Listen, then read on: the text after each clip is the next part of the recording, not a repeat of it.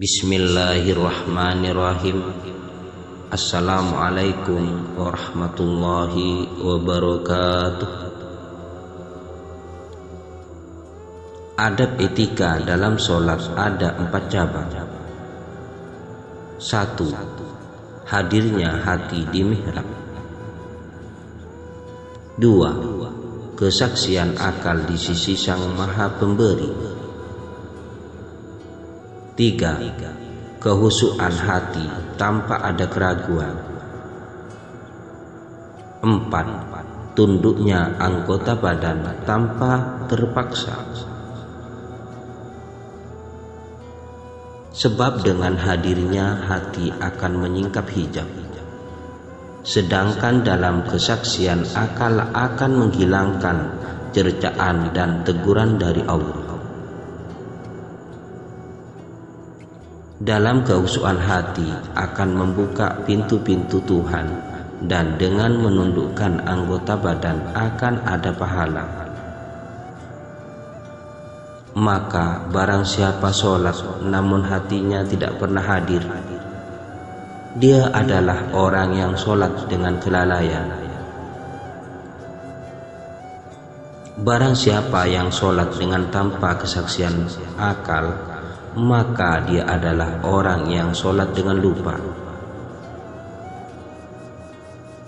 Dan barang siapa yang sholat dengan tanpa kehusuan hati, maka dia adalah sholat dengan kesalahan. Barang siapa sholat tanpa menundukkan anggota badan, maka dia sholat dengan anggota yang merenggang dan jauh dari Tuhannya. Sedangkan apa jika orang yang sanggup melakukan semuanya dengan sempurna, maka dia adalah orang yang sholat dengan memenuhi syarat sholat. Cara yang pertama yang harus kamu ketahui adalah, jika kita berdiri untuk sholat, pada hakikatnya alif itulah yang berdiri untuk sholat. Maksudnya, naikkan terlebih dahulu napasmu kemudian berdiri. Artinya, nyawa yang terlebih dahulu berdiri, kemudian tubuh. Sebab tidak mungkin tubuh yang dapat mendirikan nyawa. Sebaliknya, nyawa itulah yang mendirikan tubuh. Jangan bertentangan perbuatan tubuh dengan nyawa, karena yang demikian itu sama halnya dengan orang yang mensyirikkan Tuhan. Hal ini diibaratkan bahwa nyawa itu ibarat imam terhadap tubuh. Sudah tentu imam itu terdahulu yang berdiri kemudian makmum. Itulah sebabnya maka imam itu wajib diketahui.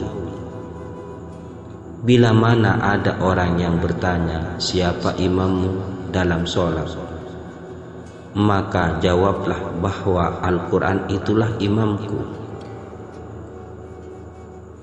Jika ditanyai apa artinya Al-Quran itu,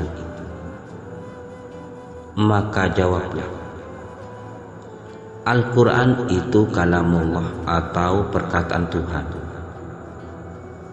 dan Tuhan itu bersifat qadim. Jadi Al-Quran itu pun qadim. Jadi pada hakikatnya Tuhan itulah imam. Tanpa demikian ini berarti sholatnya tidak sempurna. Sebab yang dimaksudkan sholat di sini ialah zahirnya perbuatan. Zahir artinya perbuatannya Tuhan pada kita. Allah juga pada hakikatnya.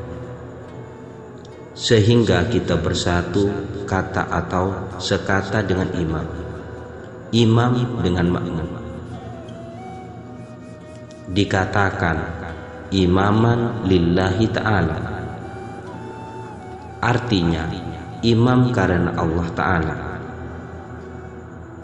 Dikatakan makmuman lillahi ta'ala, artinya makmum karena Allah Ta'ala. Imam itulah yang menggerakkan makmum. Demikian pula lah nyawa itulah yang menggerakkan tubuh.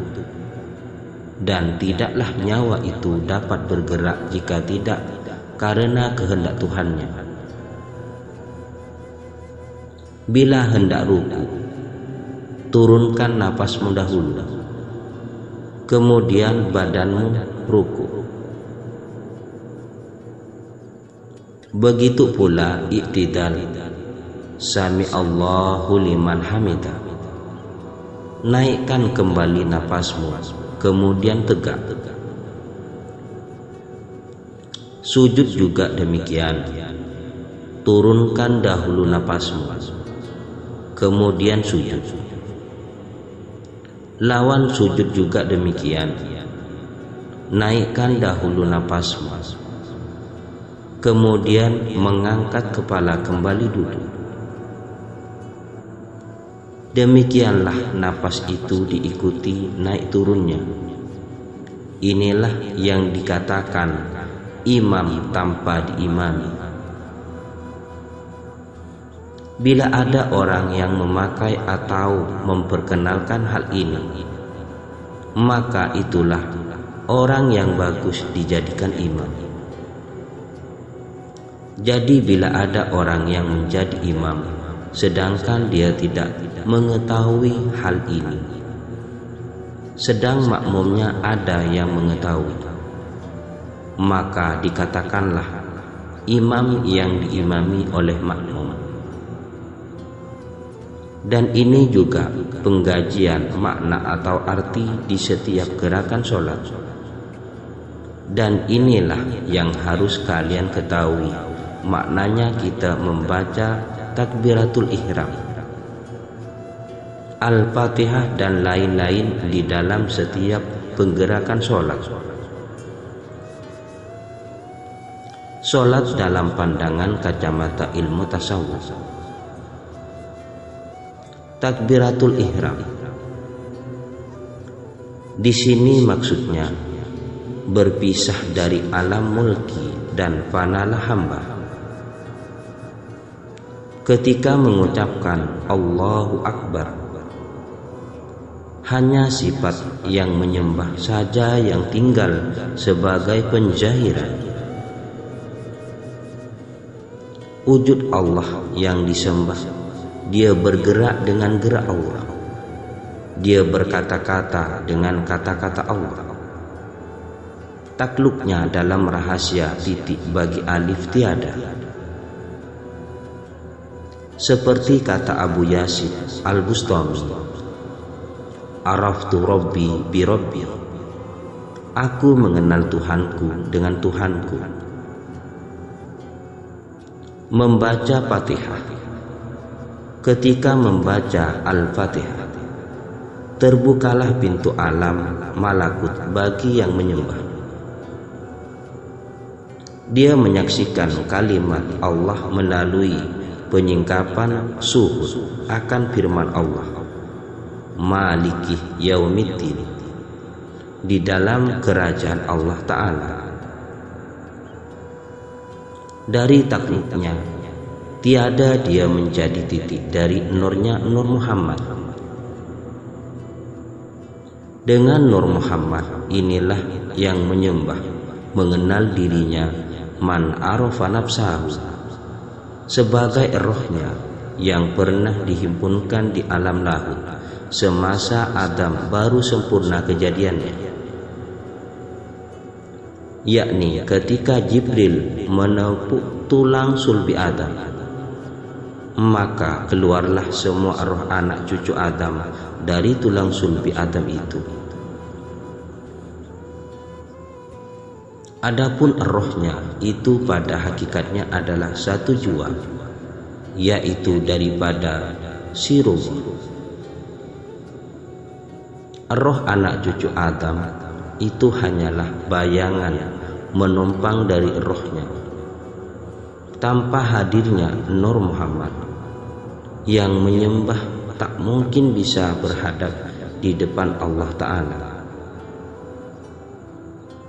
Dengan perwujudan Nur Muhammad inilah maka yang menyembah berkata kepada Engkaulah kami sembah dan kepada Engkaulah kami memohon pertolongan.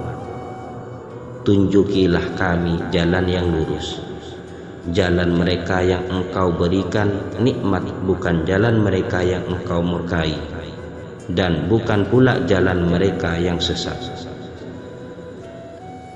Maka diaminkan akhir Al-Fatihah itu oleh para malaikat dari setiap 7 lapis langit, yaitu dari alam mulki, alam malakut, alam jabarut, alam bahut, alam lahut, alam ahut, dan yang tertinggi alam al-insan, yang disinilah kepuncaknya solat itu. Adapun maksud jalan yang lurus bagi kalangan sufi ialah mi'raj, sebagaimana sabda Nabi Shallallahu Alaihi Wasallam, solat itu adalah mi'raj bagi mukmin. Tujuan mi'raj itu ialah penyatuan, yakni kembalinya yang menyembah kepada yang disembah. Sekian, terima kasih.